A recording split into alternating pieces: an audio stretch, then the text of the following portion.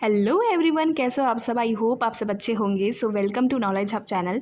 And NFSU का जो 2026 का काउंसलिंग प्रोसेस था वो मोस्टली कंप्लीट हो चुका है। और जो भी बच्चे ड्रॉप लेने की सोच रहे हैं या जो भी बच्चे इस वक्त क्लास 12th में हैं और वो चाहते हैं CUT UG का एग्ज़ाम दें, तो एनएफएसयू का फॉर्म ज़रूर भर देना 2027 में। ठीक है, उसके लिए जो भी प्रोसेस होगा, जैसे भी होता जाएगा, वो मैं आपको यहीं पे बताती जाऊँगी। तो इसलिए आपको सब्सक्राइब करना ज़रूरी है इस चैनल को। ठीक है, तो सब्सक्राइब कर देना इस चैनल को। यहाँ पे जो भी नोटिफिकेशन है वो सब कुछ मिल जाएगी। 2026 वाले बच्चों को मोस्टली मैंने बहुत ज़्यादा गाइड किया है यहाँ पे इसी चैनल पे फ्री ऑफ कॉस्ट में।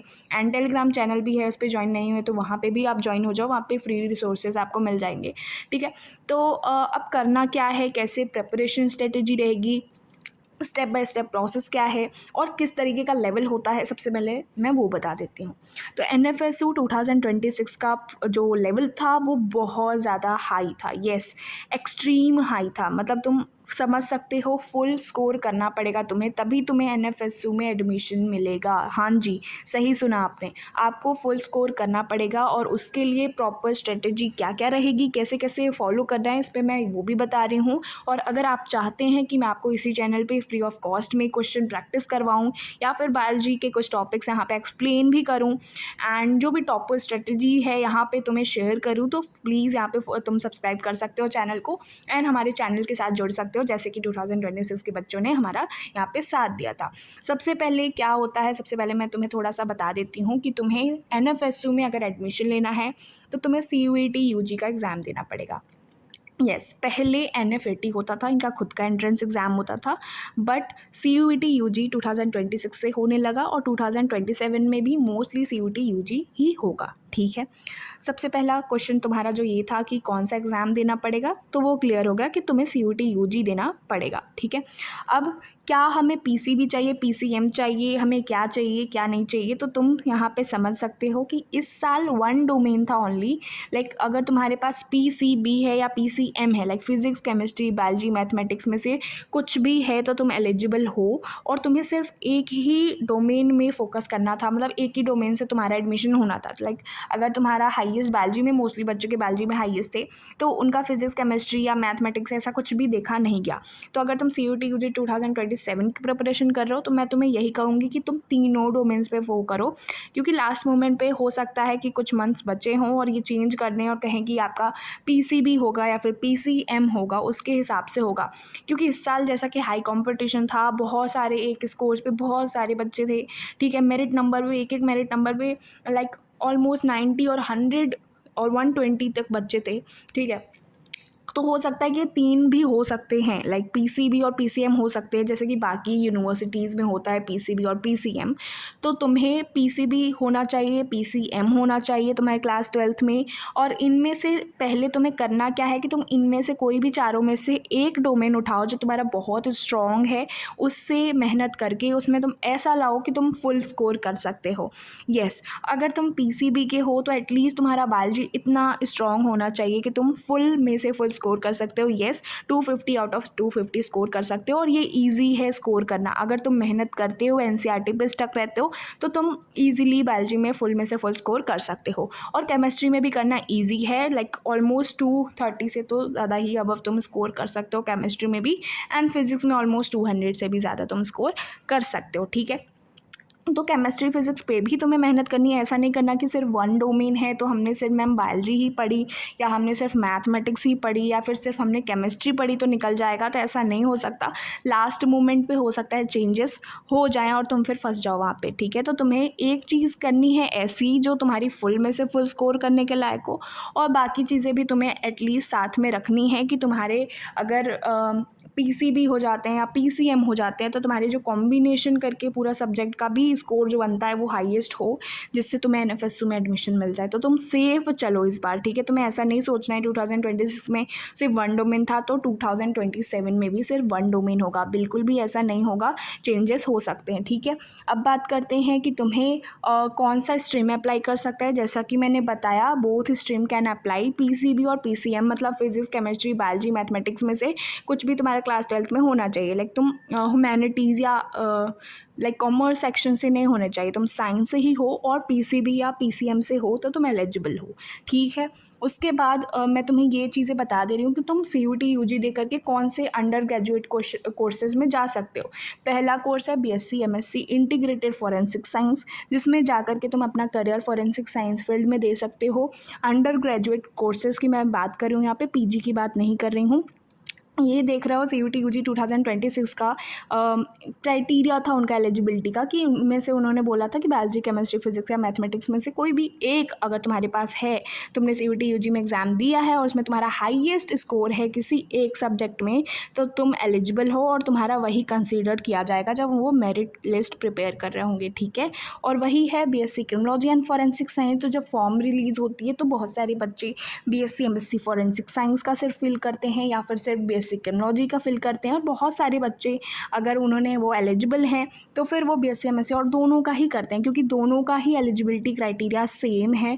दोनों ही सीयूटी यूजी में तुमने दे रखा होगा, लाइक बायोलॉजी दे रखा होगा तो तुम दोनों में ही कंसीडर होगे, राइट।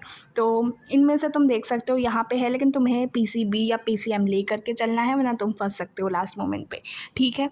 तो यहाँ पे तुम देख सकते हो कि बीबीए एमबीए भी एक अंडर ग्रेजुएट कोर्सेज में सीयूटी यूजी के स्कोर्स मांगता है, जिसमें तुम्हें ये सारे सब्जेक्ट्स मेंशन हैं, ठीक है। इसमें जो है तुम्हारा जनरल एप्टीट्यूड टेस्ट जो है वो तुम्हारा मेन हो सकता है। लाइक सीयूटी यूजी में मोस्टली अगर साइंस वाला बच्चा जा रहा है तो उसके पास तो ये सारी चीज़ें होंगी नहीं, राइट। पीसीबी होगा या फिर पीसीएम होगा, तो तुम्हें क्या रखना है, तुम पीसीबी के साथ अगर जा रहे हो तो तुम्हें साथ साथ जनरल एप्टीट्यूड टेस्ट भी रखना है और साथ में अपना इंग्लिश भी रखना है, राइट। इंग्लिश और जनरल एप्टीट्यूड टेस्ट रखना है। साथ में अगर मैं बोलूँ कि पीसीएम वाला बच्चा अगर जा रहा है तो उसे भी साथ में 2 सब्जेक्ट्स रहने, लाइक 5 या सब्जेक्ट्स तुम्हें रखने ही रखने हैं सीयूटी यूजी में जा रहे हो, सेफ़ रहने के लिए। ऐसा मत करो कि सिर्फ हमारा एक ही है तो हमने एक ही किया, या फिर ऐसा तो तुम फंस सकते हो। तो इसमें भी तुम्हारे पास जैसे कि चांसेस है, अगर तुम्हारे जनरल एप्टीट्यूड टेस्ट में भी कुछ अच्छे स्कोर्स आ जाते हैं तो तुम्हें वहाँ पे भी चांसेस रहेगा, ठीक है। फिर बात करते हैं यहाँ पे कि सबसे पहला क्या होना चाहिए तुम्हारा टारगेट अभी, ठीक है। तो अभी 2026 का फिनिश हुआ है जो भी प्रोसेस है, ठीक है। अब करना कैसे है start. First of all syllabus complete करो। अगर तुम ड्रॉपर हो फिर से एक बार फर्स्ट चैप्टर से शुरू करो जैसे तुमने किया था। अगर तुम क्लास 12th में हो और तुम बोर्ड्स के लिए प्रिपेयर कर रहे हो तो ये और अच्छी बात है कि तुम साथ में ये कर सकते हो इसकी तैयारी, ठीक है। तो पहली बात तो तुम्हें प्रॉपर सिलेबस कंप्लीट करना है। अच्छा, कैसे करना है, जो भी तुम्हारा यूट्यूब पे या फिर तुम जिस भी कोचिंग इंस्टीट्यूट पे जा रहे हो वहाँ से chapter wise chapter proper notes ready करके रखने हैं, वो लास्ट मोमेंट पे काम आएंगे, ठीक है। अभी अगर तुम प्रॉपर नोट्स नहीं बनाते हो तो प्रॉब्लम हो जाएगी। तो पहली तो तुम्हें सिलेबस कंप्लीट, ऐसा नहीं करना कि ये चैप्टर छोड़ दिया ये नहीं आएगा, ऐसा नहीं करना है बिल्कुल भी। सारे चैप्टर्स आते हैं सीयूटी यूजी का। मेरा लाइक मैंने बहुत अच्छा उनका क्वेश्चन प्रैक्टिस सारा कुछ देखा है, उसमें मोस्टली सारे ही चैप्टर से क्वेश्चंस आते हैं और बहुत ही अच्छे लेवल के आते हैं। लाइक इतने भी ईजी लेवल के नहीं होते, इतनी भी ज़्यादा टफ लेवल के नहीं होते, मतलब करने लायक होते हैं। अगर तुमने पढ़ रखा है तो तुम ईजिली कर सकते हो। देन बात करते हैं कौन सा आता है। लाइक सीयूटी यूजी में सबको पता है सिर्फ 12th का आता है, ठीक है। तो ये तुम्हारे लिए और अच्छी बात है। फिर बात करते हैं नोट्स। वही मैंने जो बताया तुम्हें कि नोट्स रेडी करना शुरू कर दो। अगर तुम नहीं कर रहे हो और थोड़ा थोड़ा करके तुम लिख रहे हो हर जगह तो ऐसा मत करो। नोट्स भी बना रहे हो तो बहुत ज़्यादा लंबे लंबे लाइक वैसे नोट्स नहीं बनाने हैं तुम्हें कि बहुत ज़्यादा ऐसा बुक की तरह तुम भर रहे हो जिससे कि लास्ट मोमेंट पे तुम्हें वो और ज़्यादा हेक्टिक हो जाए। इस प्रेस्क्राइब्ड वे में बनाओ कि तुम्हें लास्ट मोमेंट पे तुम जब पढ़ रहे हो तो तुम्हें ईज़िली समझ में आए सारी चीज़ें, ठीक है। देन उसके बाद आता है तुम्हारा रिवीजन। यस, अगर जैसे तुमने फर्स्ट चैप्टर पढ़ लिया like sexual reproduction flowering plant पढ़ लिया, ठीक है, एंड फिर उसके नेक्स्ट चैप्टर पढ़ रहे हो या फिर तुम जेनेटिक्स पढ़ने जा रहे हो कुछ, तो तुम्हें करना कैसे है रिवीजन। लाइक अगर तुमने फर्स्ट चैप्टर कंप्लीट कर लिया एंड देन तुम सेकेंड चैप्टर शुरू कर रहे हो तो फर्स्ट चैप्टर तुम्हारा कैसे रिवीजन होगा। सेकेंड चैप्टर का जब तुम नोट्स बना रहे होगे जिस भी यूट्यूब टीचर से तुम पढ़ रहे होगे तो लास्ट में रात को एक बार ही तुम फर्स्ट चैप्टर खोलोगे एंड उसे एक बार ही नोट्स तुम पढ़ोगे, ठीक है। तुम नोट्स एक बारी रीडिंग मारोगे कि तुमने क्या क्या पढ़ा है, उसे समझने की कोशिश करोगे। इससे क्या होगा कि तुम भूलोगे नहीं कोई भी चीज़ें। अगर तुम भूल जाते हो तो फिर कोई फ़ायदा नहीं है आगे बढ़ने का। तुम आगे का करते जाओगे और पीछे का सब भूलते जाओगे और लास्ट मोमेंट पे कुछ भी रेडी नहीं होगा। साथ में सब कुछ लेके चलना है। ऐसा नहीं है कि एक बारी हमने 12th फिनिश कर ली देन हम रिवीजन स्टार्ट करेंगे फर्स्ट चैप्टर से, ऐसा नहीं करना है। फर्स्ट चैप्टर पढ़ लिया है, सेकंड चैप्टर पे जा रहे हो तो सेकंड चैप्टर के साथ साथ तुम्हें फर्स्ट चैप्टर के लिए टाइम निकालना ही है। लाइक आधा घंटा 1 घंटा जो भी देना है फर्स्ट चैप्टर के लिए देना है। एक बार ही रीडिंग करो उसको फर्स्ट चैप्टर को, जिससे कि तुम्हारा वो रेडी हो सके। ओके, देन उसके बाद क्या करना है हमें, देन इसके बाद आपको करना है चैप्टर वाइज क्वेश्चन। यस, अब तुमने क्या किया कि फर्स्ट चैप्टर हमने कंप्लीट कर लिया, नोट्स बना लिए, हम सेकंड चैप्टर के लिए जा रहे हैं, सेकंड चैप्टर का हमने नोट्स रेडी कर रहे हैं। अभी उसका आधा ही नोट्स रेडी हुआ है, सेकंड चैप्टर का मतलब प्रिपेयर हो रहा है, लाइक यूट्यूब टीचर से या कहीं से भी पढ़ा है हमने, एंड वो हम रेडी कर रहे हैं धीरे धीरे 1-2 दिन में जैसे भी। ठीक है, तो फर्स्ट चैप्टर का क्या, फर्स्ट चैप्टर का हमने एक दिन 1 घंटा दिया और उसको एक बारी रीडिंग कर ली उसकी नोट्स की कुछ भी। ठीक है, अभी एनसीईआरटी को टच मत करना। एनसीईआरटी को टच करोगे कुछ समझ नहीं आएगा और बल्कि तुम भूल जाओगे और कन्फ्यूजन आ जाएगी। ठीक है, तो एनसीईआरटी को अभी टच नहीं करना है स्टार्टिंग में। एक बारी तुमको नोट्स से ही पहले प्रिपेयर करना है। जब तुम्हें सारी चीज़ें नोट्स की याद हो जाए देन फिर एनसीईआरटी पे धीरे धीरे मूव करना। ठीक है, तो अभी क्या करना है, चैप्टर वाइज क्वेश्चन, मतलब कि अगर तुम सेकंड चैप्टर पे जा रहे हो, फर्स्ट चैप्टर का तुमने नोट्स रीड कर लिया है, तो नेक्स्ट डे तुम क्या करोगे, उनके चैप्टर वाइज के क्वेश्चंस करोगे। इजी क्वेश्चंस उठाओ पहले। ठीक है, या फिर बहुत सारे लाइक गूगल पे भी फ्री मिल जाते हैं, तो तुम गूगल पे भी या फिर यूट्यूब टीचर ने जिसने भी सीयूईटी यूजी का चैप्टर वाइज क्वेश्चन करवाया हो उसका देख करके तुम चैप्टर वाइज क्वेश्चन कर सकते हो, है ना। तो उसका तुम चैप्टर वाइज क्वेश्चन कर लो फर्स्ट चैप्टर का, जिससे क्या होगा ना, तुम्हें पता चलेगा कि कौन सी चीज़ें तुम्हें टॉपिक याद हो रही हैं, कौन सी तुम भूल रहे हो, जिससे तुम एक बारी अपने नोट्स पे ही टिक लगा सको कि तुम ये चीज़ें नहीं कर पाए क्वेश्चंस में और तुम ये भूल चुके हो। तो लास्ट में जब तुम एक बारी और कर रहे होगे रिवीजन, तो तुम वही भूले हुए टॉपिक्स पढ़ोगे, जिससे कि आगे चल के बेनिफिट तुम्हें पड़ेगा ही पड़ेगा। तो ये जो तुम्हें मैं स्ट्रेटजीज़ बता रही हूँ, ये टॉपर स्ट्रेटजीज़ है, यही फॉलो करते हैं सारे, जिससे कि उनका कोई भी चैप्टर मिस नहीं होता, वो कोई भी चैप्टर भूलते नहीं हैं। क्योंकि ये ह्यूमन नेचर है भाई, तुम भूल जाओगे, ऐसा कोई भी टॉपर नहीं है जो भूलता नहीं है, वो भूलते हैं, लेकिन वो उनका एक तरीका होता है मैनेज करने का, जिस तरीके से वो प्रॉपर स्टडी करते हैं, जिससे कि उन्हें ज़्यादा लंबे टाइम तक याद रहता है और वो भूलते नहीं हैं। ठीक है, वो करते जाते हैं, उसको एक बारी रिवाइज करते जाते हैं। और नोट्स बनाना सिर्फ एक बारी यूट्यूब टीचर से 2 घंटे 4 घंटे का लेक्चर कंप्लीट करने लिया, ये पूरा तुम्हारा चैप्टर कंप्लीट नहीं होता इससे। ठीक है, जब तक तुम रिवाइज नहीं करते हो। ठीक है, एंड देन उसके बाद हम बात करते हैं एनसीईआरटी कब पढ़ना है। देखो, एनसीईआरटी जो तुम्हारी बुक है उसके अलावा कोई भी बुक सोचने की ज़रूरत नहीं है। फालतू के पैसे खर्च करने की बंद कर दो। ठीक है, एनसीईआरटी के अलावा अगर तुम जा रहे हो तो तुम फंस जाओगे। तुम्हें पता है सीयूईटी यूजी में एनसीईआरटी से ही आता है। यस, एनसीईआरटी की लाइन उठा देंगे एंड उसमें से ही कुछ मिस्टेक कर देंगे और बोलेंगे कि कौन सा सही है। हाँ, सीक्वेंस वाले क्वेश्चन आ जाएंगे, जो एनसीईआरटी की ही प्रॉपर लाइन्स हैं उन्हें ही ऊपर नीचे कर रखा है। तो तुम्हें, जब तुमने एनसीईआरटी नहीं पढ़ी, तुमने कोई और बुक उठा के पढ़ा है, कोई और बुक की लैंग्वेज पढ़ी है, तो तुम्हें क्या, तुम वो क्वेश्चन कर पाओगे? नहीं कर पाओगे। करना क्या है, एनसीईआरटी कब पढ़ना है? मैम, हमने फर्स्ट चैप्टर कंप्लीट किया, हमारा सेकंड चैप्टर चल रहा था, फिर थर्ड चैप्टर चल रहा था, उस तरीके से हमने एक एक करके रिवीजन भी किया, नोट्स भी पढ़े एंड साथ में हमने उसके चैप्टर वाइज क्वेश्चन करके देखा भी कि कौन से क्वेश्चन हमसे हो रहे हैं और कौन से क्वेश्चन नहीं हो रहे हैं। फिर हमने क्या किया कि फर्स्ट चैप्टर का हमने एनसीईआरटी बुक खोला। हमें कुछ नहीं समझ में आ रहा था, लेकिन फिर भी हमने डायग्राम्स देखे, हमने समझने की कोशिश करी। लाइक फर्स्ट बार जब तुम एनसीईआरटी खोलोगे तो तुम्हें थोड़ी सी दिक्कत आएगी, ये कॉमन है, पहली बार में एनसीईआरटी नहीं समझ आती। इसका मतलब ये नहीं है कि हम डर जाएंगे एंड एनसीईआरटी पढ़ना छोड़ देंगे। इससे क्या करना है, तुम्हें एक बारी तुम्हें बस नॉर्मली उन चीज़ों को देखना है और तुम्हें लगे कि ये कहीं इंपॉर्टेंट है तो बस हाईलाइट करो। ठीक है, अभी कुछ भी तुम्हें नहीं समझ में आ रहा, बस एक चीज़ देखो कि पढ़ते वक्त कौन सी चीज़ तुम्हें इंपॉर्टेंट लग रही है, वो हाईलाइट करो जो तुमने नोट्स में देखी हो। ऐसा तो होगा ही, जो नोट्स में लिखवाया होगा टीचर ने वो एनसीईआरटी में होगा, तो एनसीईआरटी में वो चीज़ें हाईलाइट करो जो टीचर ने तुम्हें नोट्स में लिखवाया हो या नोट्स में समझाया है, उससे रिलेटेड कोई चीज़ें हैं एनसीईआरटी में, तो तुम उसे हाईलाइट करोगे। करने के बाद क्या करोगे, वो बंद कर दोगे। लाइक फर्स्ट चैप्टर तुमने एक बार एनसीईआरटी को हाईलाइट किया, एक बार तुमने समझा। अब क्या होगा, जब तुम दूसरी बार एनसीईआरटी को पढ़ रहे होगे और वो हाईलाइटेड पॉइंट्स को पढ़ रहे होगे, अब धीरे धीरे तुम्हें समझ में आएगा। ठीक है। उस वक़्त जब लास्ट मोमेंट का मैं बता रही हूँ, अब तुमने धीरे-धीरे करके सारे चैप्टर्स को इस तरीके से कंप्लीट किया, सारे चैप्टर्स का ऐसे क्वेश्चन करते गए, चैप्टर वाइज़ क्वेश्चन तुमने करा, ठीक है। ओके।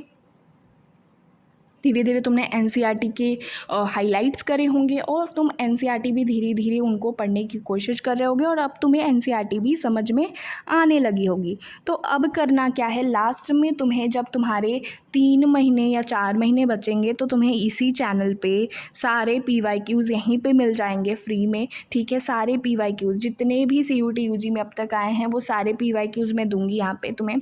तुम करोगे, इनफैक्ट मैं भी तुम्हें कराऊँगी। तो यहाँ पे तुम्हें पीवाईक्यूज़ करना है। अच्छा, पीवाईक्यूज़ अगर छोड़ के गए तो क्या होगा? क्या फुल स्कोर कर सकते हैं? नहीं कर सकते हो। क्या एनसीईआरटी अगर छोड़ के गए फुल स्कोर कर सकते हैं? क्या कोई रेफरेंस बुक से पढ़ा तो फुल स्कोर कर सकते हैं? नहीं कर सकते हो। सिर्फ रिविज़न, एनसीईआरटी, पीवाईक्यू, ये 3 कर लोगे, फुल स्कोर करना तुम्हारे लिए बहुत ज़्यादा ईज़ी है। तुम आराम से कर सकते हो, ठीक है। कोई भी एक अच्छा टीचर वो देख लो यूट्यूब पे जो तुम्हें अच्छे से पढ़ा सके। इनफैक्ट अगर तुम चाहते हो कि मैं तुम्हें यहाँ पे बायोलॉजी टीच करूँ तो तुम वो भी कमेंट सेक्शन में बता सकते हो। यहाँ पे तुम्हें बायोलॉजी भी अच्छे तरीके से मैं यहाँ पे एक चैप्टर वाइज चैप्टर करके रेडी करके तुम्हें यहाँ पे समझा दूँगी ईज़िली, और उन चीज़ों को भी बताऊँगी जो सीयूटी यूजी में आए हैं, जिससे तुम उसे और अच्छे से कर सकते हो, ठीक है। तो मैं यहाँ पे प्रैक्टिस वगैरह जो भी तुम कहोगे वो यहाँ पे करने की पूरी कोशिश करूँगी, ठीक है। देन पीवाईक्यू करना क्यों इम्पॉर्टेंट है? क्योंकि पीवाईक्यू से पूरा डायरेक्टली उठ के क्वेश्चंस आते हैं, रिपीट होते हैं। येस, क्योंकि सीयूटी यूजी हर शिफ्ट्स में होते हैं, बहुत लाइक 1 मंथ तक उनका पूरा चलता है प्रोसेस एग्ज़ाम का। हर शिफ्ट होते हैं, हर एक दिन पे 2-2 एग्ज़ाम्स हो रहे होते हैं, 2-2 शिफ्ट्स हो रहे होते हैं, ठीक है। और उसमें क्वेश्चन जो है वो हल्का सा चेंज करके देते हैं, लेकिन रिपीट ही होते हैं वो प्रॉपर। और कुछ क्वेश्चंस तो सेम ही होते हैं जो पीवाईक्यू से उठ के आ जाते हैं, है ना। तो ये जो प्रोसेस होता है ये इनका बहुत ही कॉमन प्रोसेस है, जो बच्चों को पता नहीं होता है और फिर वो गलती करके आ जाते हैं। तो पीवाईक्यू से उठ करके ही क्वेश्चन आते हैं। पीवाईक्यू को जैसे तुम्हें ना यार रट लेना है, एक बारी तुम पीवाईक्यू खुद से लगाओ, फिर जो गलत हुआ उन्हें मार्क करो, फिर वो क्वेश्चंस एक बारी फिर से एक बारी देखो, याद करने की कोशिश करो, समझो उस चीज़ को। बायोलॉजी के लिए बता रही हूँ, ठीक है। वो याद करो, समझो उस चीज़ को, वहाँ पे एनसीईआरटी खोल के चेक करो कि वो क्वेश्चन है कहाँ पे, उसका आंसर है कहाँ पे। इस तरीके से अगर तुम खुद से रिसर्च करते हो, एनसीईआरटी को खुद से सर्च करोगे, खुद से चीज़ें समझोगे विदाउट स्पून फीडिंग, तो तुम ईजिली कर सकते हो फुल स्कोर। यस, समझ में आए? तो एक बारी ध्यान से समझ लेना कि क्या है। और ये एक और चीज़ मैं तुम्हें बता देती हूँ जो बहुत इम्पॉर्टेंट भी है, लोग ध्यान नहीं देते हैं। बहुत सारे बच्चे इससे भी थोड़ा सा पीछे हो गए। क्यों? क्योंकि देखो यहाँ पे क्या लिखा हुआ है, 55% है जनरल और ओबीसी का, ठीक है, एंड ईडब्ल्यूएस कैटेगरी का, एंड 50% है एससी एसटी पीडब्ल्यूडी का। तो ये एलिजिबिलिटी क्राइटेरिया बेसिकली मेंशन है, जो कि आपको करना पड़ेगा। इससे कम रहेगा तो आप एलिजिबल ही नहीं होते हैं बोर्ड्स के लिए, ठीक है।